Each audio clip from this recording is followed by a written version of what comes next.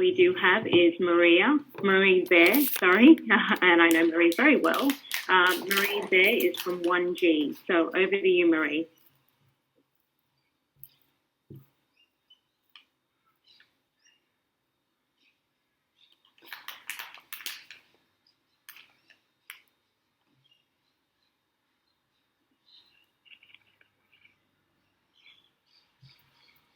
Good evening, everyone. I'm Maree Beare, and I'm founder and CEO of Wanngi, a Forbes Top 50 health tech company. And our mission is to champion the best health treatment for people. So this is Kylene, one of our customers, and she has a chronic condition, and she has to see multiple doctors all the time, and she feels vulnerable and out of control in managing her health.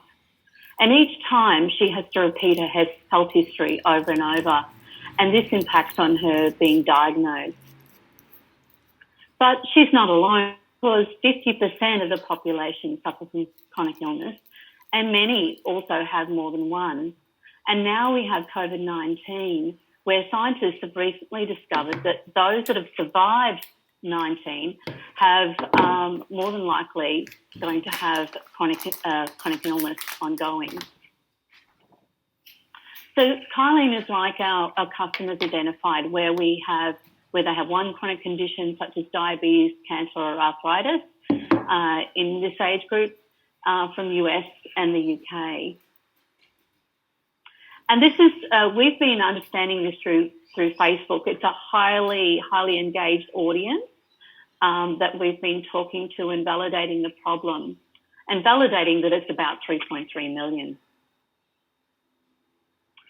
But because chronic illness is such a massive problem and we have ongoing issues of managing, testing and immunisation such as COVID, we believe that Wanngi is suitable for everyone worldwide. And this is because if people have health records, they're mainly on pieces of paper, maybe in manila folders or possibly in a Google Drive. But these are not necessarily secure or private. But with Wanngi, it's like a Dropbox, secure and more. At Wanngi, we're focusing on providing a solution for people to have health data captured by them, combined with data captured in other places, such as devices and health records.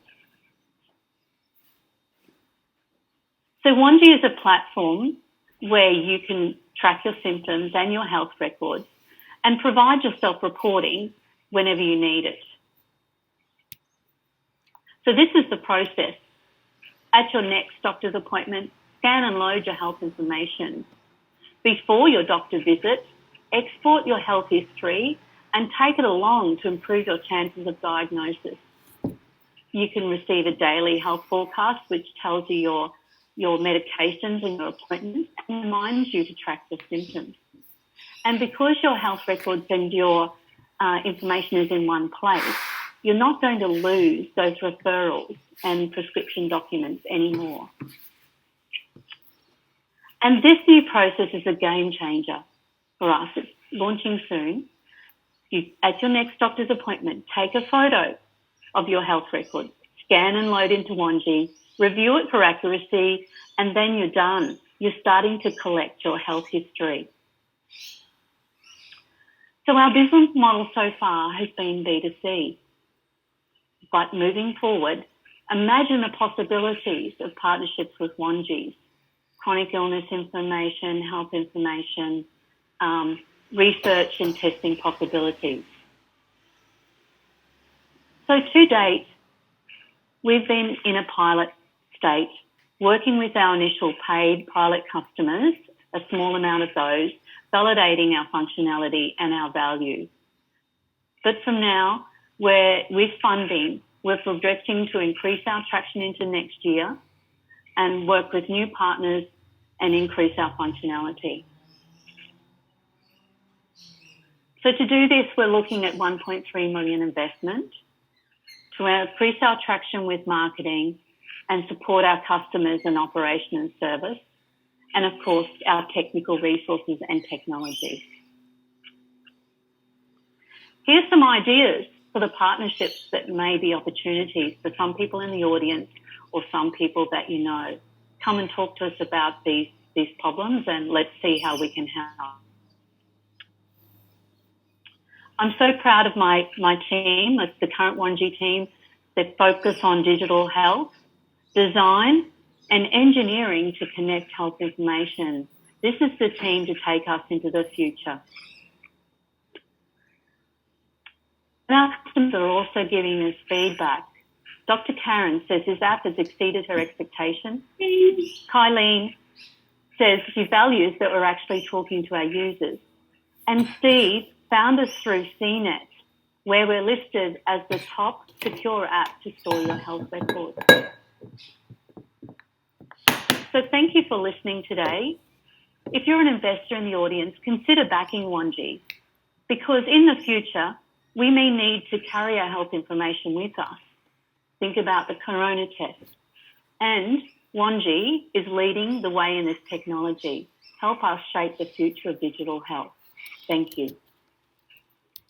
Thank you very much, Maree. So we've actually got a few questions from the audience, and some are similar. So I might kick off and ask this one.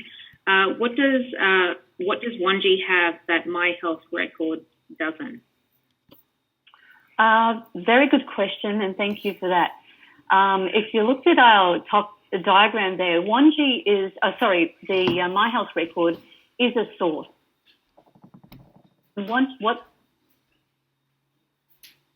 from different sources. Okay. We do have another question from Paul. Maree, how are you handling the personal information you collect? The personal information is stored securely according to HIPAA compliance. Thank you. I'll just open it up to the audience. Are there any more questions for Maree? One from Jason. Jason, do you want to ask that question? Yeah, I'll come off mute.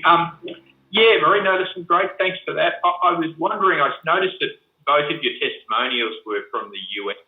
So just a bit of a flavour, there, how are you finding the US? Well, thank you for that question. Great, Jason. Excellent question. In fact, we have launched globally, and most of our customers at the moment are from US, some from the UK, a little bit of Canada and Ireland.